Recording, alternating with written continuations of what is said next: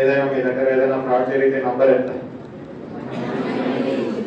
1930. ప్రతి ఒక్కరికి నోటెడ్ అయి కాదు. మనం చేయకపోయినా మన పక్కన ఉన్న ఎవరైనా ఏదో ఒక విధంగా ఫ్రాడ్ చేస్తారు. ఫ్రాడ్ అంటే లాస్ అవుతారు. లాస్ అయినప్పుడు ఖచ్చితంగా వాళ్ళకి మీరే అవేర్నెస్ కలిగించాలి. ఎందుకంటే ఇది నేను ఎగ్జాంపుల్ నేను ఎందుకు చెప్తున్నానంటే, మా ఊళ్ళో ఒక అబ్బాయి మేస్త్రి డైలీ కూలి పని చేసుకునే వ్యక్తి 1,70,000 పోగొట్టుకున్నాడు. జస్ట్ 15 days 1,70,000 పోగొట్టుకుని 15 days అతను మెంటల్ గా డిస్టర్బెన్స్. ఏమైతే అతను ఫేస్బుక్ లో పోయినాడు, ఒక టాబ్లెట్ చూసినాడు, ఆ టాబ్లెట్ కదా దానిపైన జస్ట్ క్లిక్ చేసినాడు, వెంటనే ఫోన్ కాల్ రావడం, నువ్వేదో టాబ్లెట్ చూసినావు, నీ పైన సెంట్రల్ బ్యాంక్ పోలీస్ స్టేషన్ లో కేసు రిపోర్ట్ అయింది, ఖచ్చితంగా నీ పైన కేసు తీసేయాలంటే నువ్వు అమౌంట్ వేయాలి. మార్చి ఆ విధంగా 1,70,000 వేసినాడు. ఇంట్లో వాళ్ళకి తెలియదు. మళ్ళా ఇంట్లో వాళ్ళకి చెప్తే ఏదైనా అంటారని చెప్పేసి బయట అప్పులు తీసుకున్నాడు, వేసాడు. 1 పాయింట్ నాకు కాల్ చేశాడు, అన్న ఇట్లా జరిగింది, నాకు కూడా చెప్పుకోలేక చెప్పాడు. ఇమీడియట్ గా నేను మళ్ళా కనుక్కొని నేను మా సార్కి కాల్ చేసి 1930 కంప్లైంట్ చేయమన్నా. ఆ పిల్లోడ్ చేయలేకపోయినా ఆ మరుసటి రోజు కొందరికి ఏమైంది, అప్పటికప్పుడు మనం కానీ 1930 కాల్ చేసి కంప్లైంట్ చేస్తే మనం పోయిన డబ్బు హోల్డ్ అవుతుంది, మన అమౌంట్ రిటర్న్ రావడానికి అవకాశం ఉంటుంది.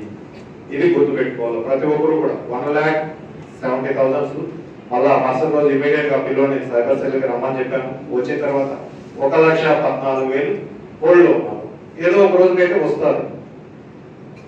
ఈ విషయం ప్రతి ఒక్కరూ గుర్తుపెట్టుకోవాలి. ఎవరైనా జరిగింది ఇమీడియట్ గా అమౌంట్ ఏదో విధంగా లాస్ అయిన అమౌంట్ 1930 కాల్ చేయడమా, లేదు అంటే cyber cell, district cyber cell SP office లో ఉంటారు, అక్కడికి వచ్చి ఇమీడియట్ గా కంప్లైంట్ రైజ్ చేసుకుంటే మీరు ఎంతో కొంత సేవ్ చేస్తారు.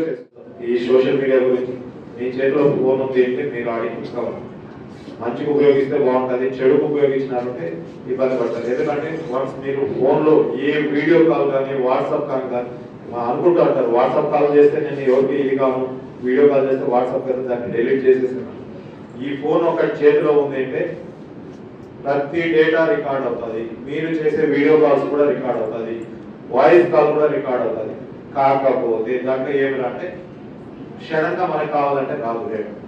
అంతేగాని దాంట్లో రికార్డ్ కాదని చెప్పేసి ఎవరో ఫ్రెండ్స్ చెప్పారని చెప్పేసి వీడియో కాల్స్ చేయడం, వాయిస్ కాల్స్ చేయడం, ఏది పడితే అది మాట్లాడడం, మీ పర్సనల్ విషయాలు షేర్ చేయడం చేసినారంటే మాత్రం లైఫ్ లో ఎప్పటికైనా ఇబ్బంది. రీసెంట్ గా ఒక కంప్లైంట్ వచ్చింది, క్లోజ్ ఫ్రెండ్ మొత్తం డేటా షేర్ చేస్తారు, మొత్తం వీడియో కాల్స్ మాట్లాడతారు. వాళ్ళు ఏం చేస్తారు, అవన్నీ షేర్ చేసుకుంటారు. ఏదో ఒక రోజు ఆ క్లోజ్ ఫ్రెండ్ మీకు ఎనిమి అవుతారు. మీ దగ్గర నుండి డబ్బు తీసుకోవడం, లేదంటే మీ మ్యారేజ్ విషయాలు క్యాన్సిల్ చేయడం, ఇలాంటి విషయాలు జరుగుతున్నాయి. కాబట్టి మొబైల్ యూజ్ చేయడం అనేది చాలా తక్కువగా చేసుకుంటే బాగుంటుంది. అవసరానికి వాడండి, అవసరానికి ఎవరిని వాడద్దని చెప్పాను, తగ్గించి వాడుకొని ఈ సైబర్ క్రైమ్స్ కానీ ఇంకా డ్రగ్స్ కానీ వీటినన్నింటినీ దూరం చేద్దామని